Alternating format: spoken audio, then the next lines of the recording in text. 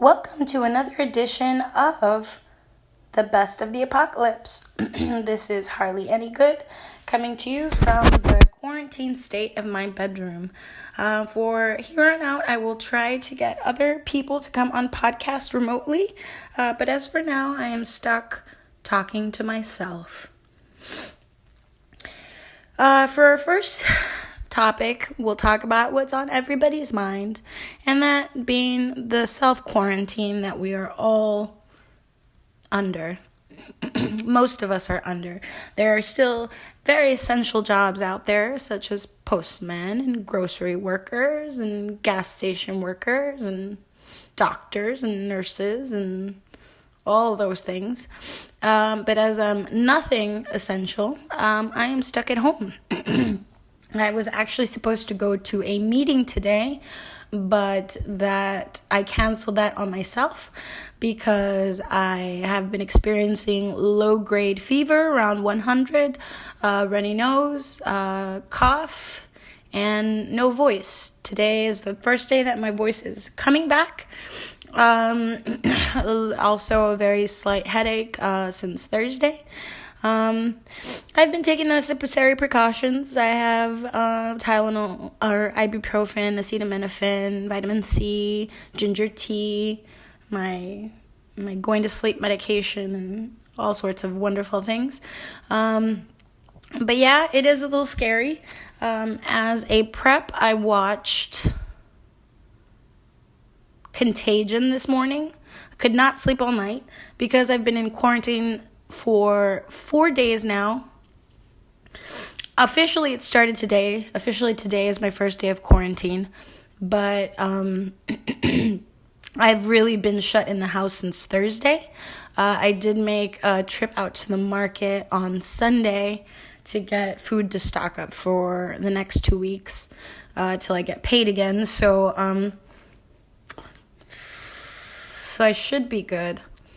But other than that, there's really not much to tell. There's a general dis-ease in many communities. A lot of people are panicking, I hear.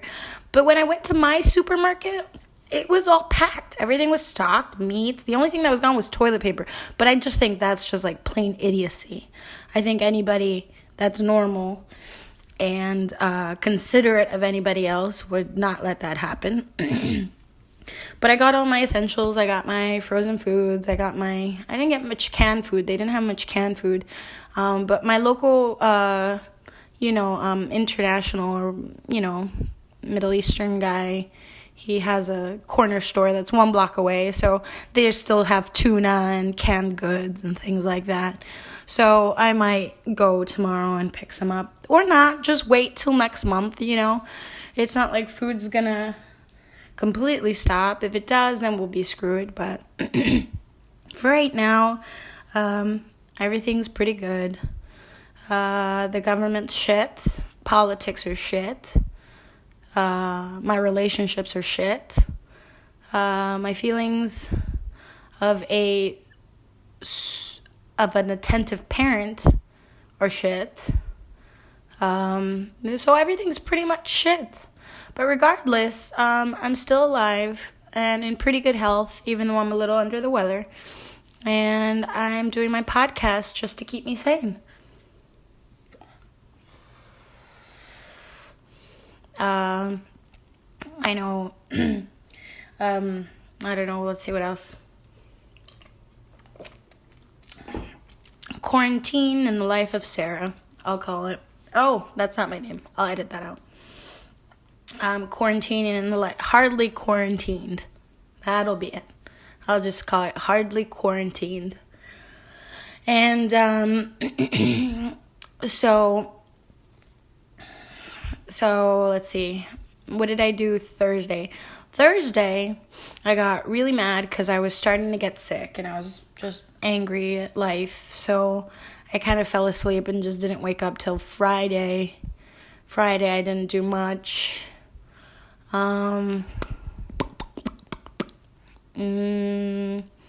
Saturday is when I really started to get sick. Well, Friday I started feeling more under the weather, and Saturday I was definitely sick. Sunday I was sick. And since I've just been resting, it doesn't feel like I'm sick, but I just went to the store to buy a pack of smokes because, if coronavirus is not going to kill me, I'm going to kill myself. So I went to do that, and just walking kind of just like gives me like the chills and the sweats at the same time, and it puts me out of breath. So that's kind of scary. But I'm a smoker, and I've had indoor allergies for a while. So that's like nothing big. Let's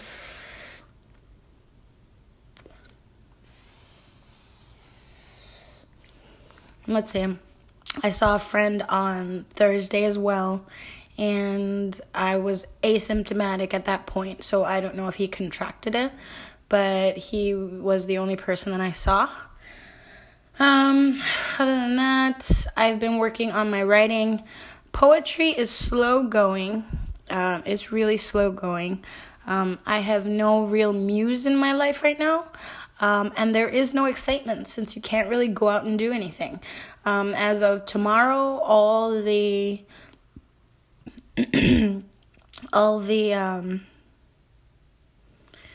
bars and restaurants and movie theaters are all closed. Restaurants can still do takeout, but everything else is closed. And as far as the numbers go, they've been going higher and higher. Day by day, they just seem to like almost double like in one day. Well, no, not today. I don't know the particular numbers, but this is not a podcast about numbers or actual facts. This is just more as a diary for myself when I am either old and decrepit or just something to leave behind for the aliens when they all inherit the earth. Or whoever manages to survive.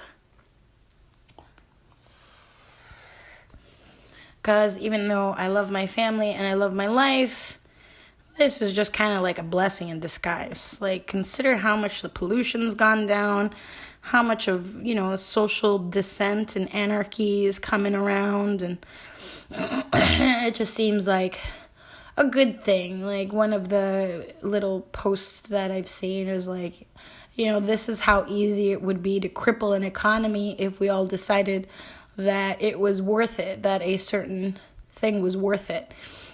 And of course, the government could retaliate and declare martial law. But in the end, they would just have to go back home with their tail between their legs and, a few $1 billion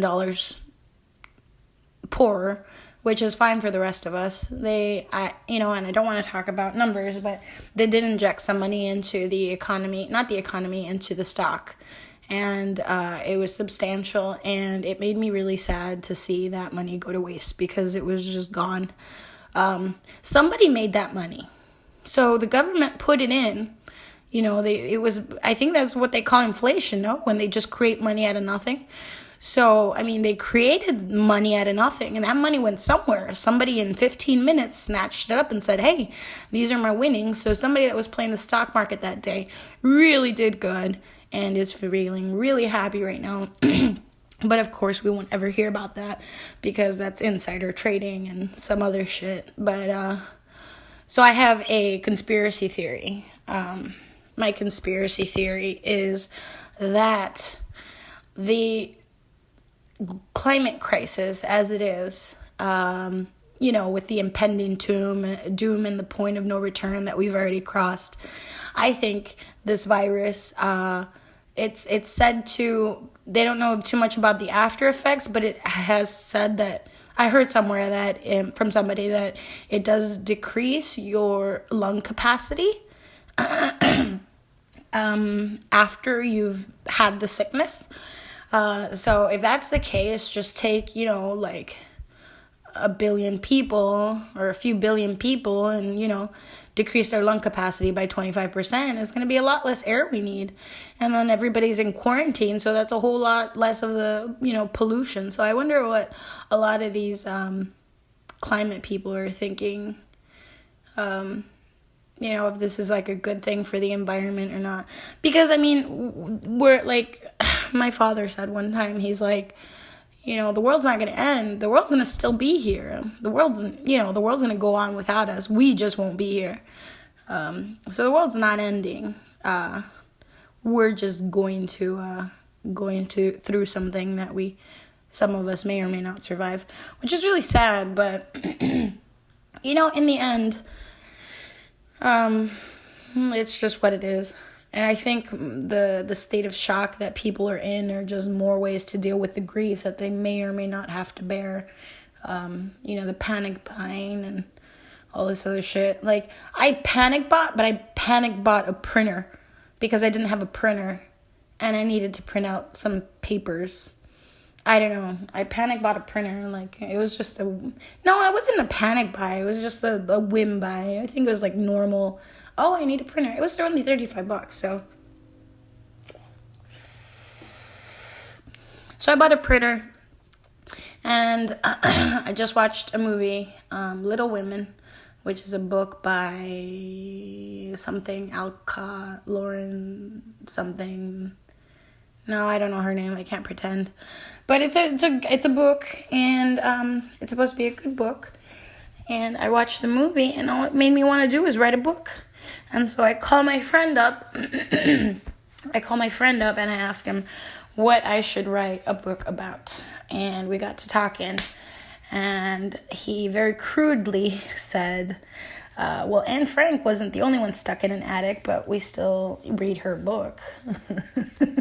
So very crudely, he made me realize that I should maybe talk a little bit about my quarantine state, which is not that bad. And honestly, I've dealt with mental health for a few years now. I was diagnosed with something that's gonna be long term 2 years ago. Well, more than 2 years ago, and I'm have been withdrawing from society for quite some time now.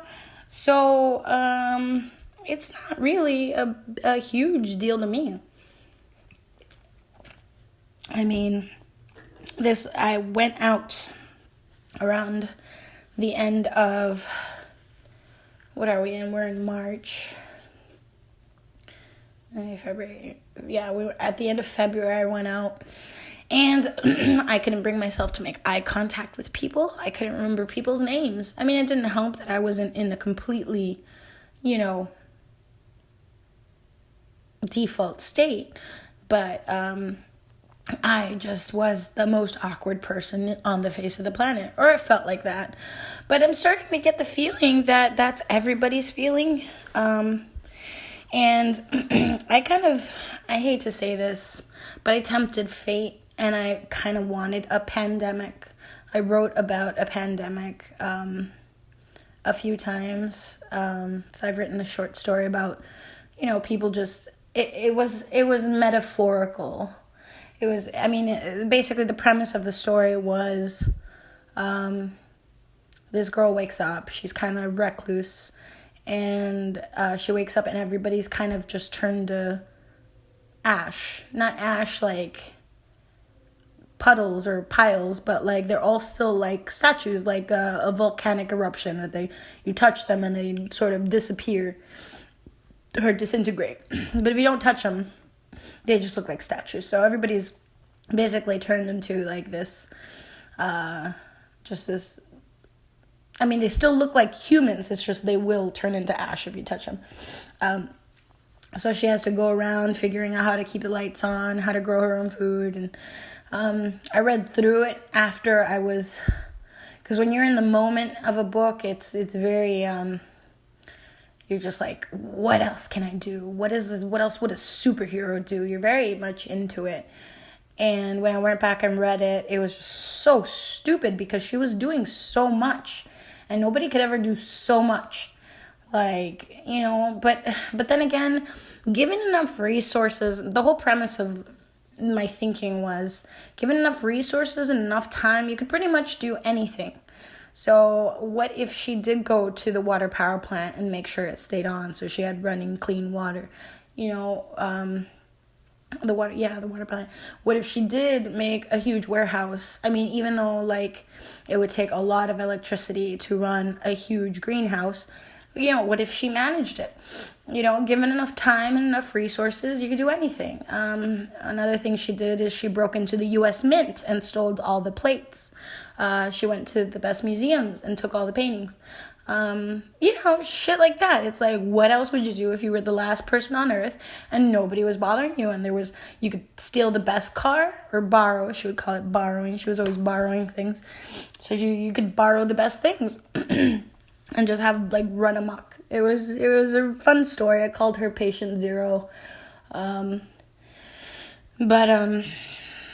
I forget what my point was. Yeah, that I've just been distancing myself from people for a long time. And it was metaphorical that I was wishing for a pandemic, but more like a mental health awareness type pandemic. But, I mean, this is going to kind of come close to it, because in the end, we're all self-quarantined and we're all having to deal with our own demons, not distracted by work, not distracted by things, having to connect with family. Granted that some of us don't have really good families, but, I mean, hopefully people take this time to really reflect and learn about themselves. Or at least that's what I'm hoping. Because I wanted total mass psychosis. I wanted schizophrenia. I wanted mental disorders. I wanted people going crazy and maybe not killing each other, but just, like, basically social isolation, self-imposed social isolation. Because I think that if the world ends, that is how it's going to end. It's not going to end with, 99.8% communicability with, a 90% death rate. It's not going to end like that. It's going to be, it's like what it is now, which is, and I don't want to be about numbers, but, it's going to be very low. What's going on right now is very low. It's really not a reason to panic. It's really not a reason to panic buy. It's not a reason to be shitty to each other. So I think this is like a good introduction to the end of days. I could say that. I mean, there's things like monkeys taking over a city, and locusts in Africa, and, just this giant fucking pandemic, and I don't know. It just all seems really fun to me, honestly. And to be completely honest, I think people are fucking excited. And I hate to say that. Like, I really hate to say that, because it sounds like a shit thing to say and a shit thing to think. But a lot of people want some fucking excitement on a global level. Like, everybody's tired of doing the same shit over and fucking over again. And that's all we've relegated to, wash, rinse, repeat. Like, and literally that's what we should be doing right now, like washing our hands. But we've just gotten too comfortable in a society. We haven't had any major wars. I mean, we've been at war. The government has signed things that says that they can be at war without telling us we're at war. So who the fuck knows if this whole thing was biological warfare? There's lots of, like, conspiracy theories that I could throw around, but in the end, it's not going to help anybody, and social isolation when everybody's getting sick is better. And I know that people are getting sick. If I don't get better from this, then I know people are getting sick. And I did get sick, and it does feel like the symptoms they are describing. So I'm just keeping away from people from now. But since my husband has custody of my children, that just means me in a big empty house. So this is going to be the most trying time in my life. No, not really, because I've been doing it for a few years. It's just going to be a very lonely time. But I have a few people that I talk to online, which is nice. So I don't really know what I'm going to miss, honestly. And if on the other end we come out with cleaner air and a better, government, economy and stuff, it may not have been that bad. But I'm saying this, and this is the very beginning of it. They only just closed down schools today. Today was the first day of no schools. I'm trying to draw up lesson plans for my children, that we could do on Skype or FaceTime, little conference call, and I could teach them about weird shit, because I'm sick of them having to go to school. I mean, it's another blessing. If they were in my life more right now, I would be teaching them about all sorts of things, and it's redundant, the things that I would talk about, like I've already talked about it with people around me, but there's always something new, exciting, or different.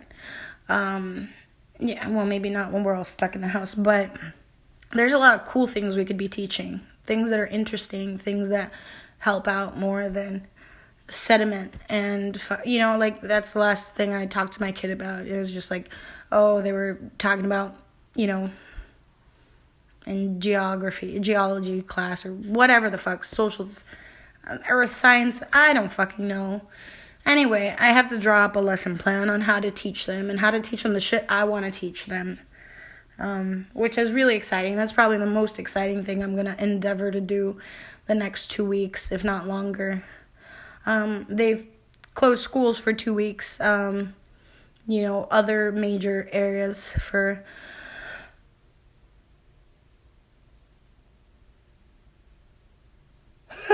Sorry. I'm going to sneeze, sorry. Anyway. So I've closed down major shit for 2 weeks, but it's going to last longer. So let's see. If I had the Cassandra Complex, which I don't. I've done a previous podcast on the Cassandra Complex.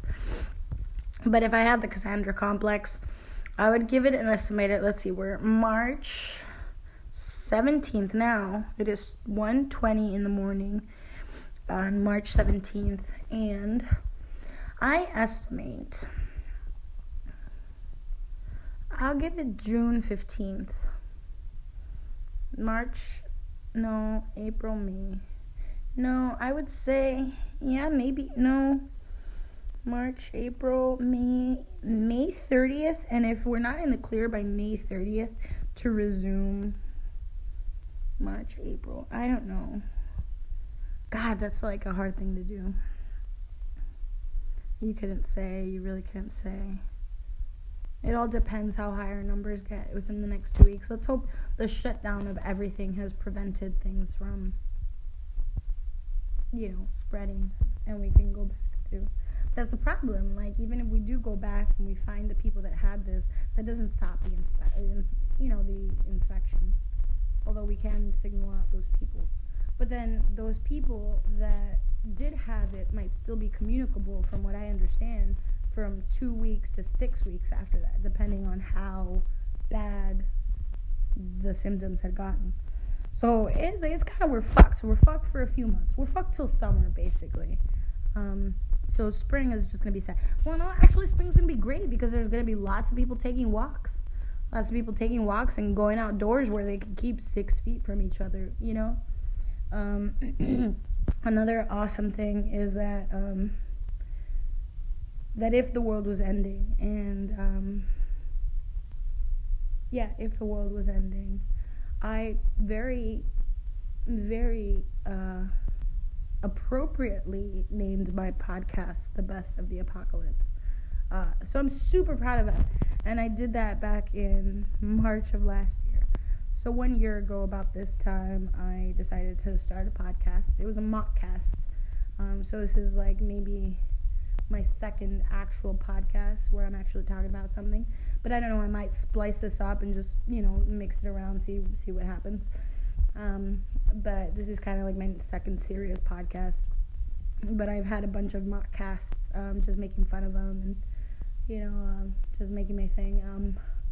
But yeah, The Best of the Apocalypse. So that's pretty much it. I just wanted to talk because I hope I don't go crazy in the next few weeks. And I'll call this, quarantine day 1. And that is all. This is Hardly Any Good, and this is The Best of the Apocalypse on Worst Radio. WRST.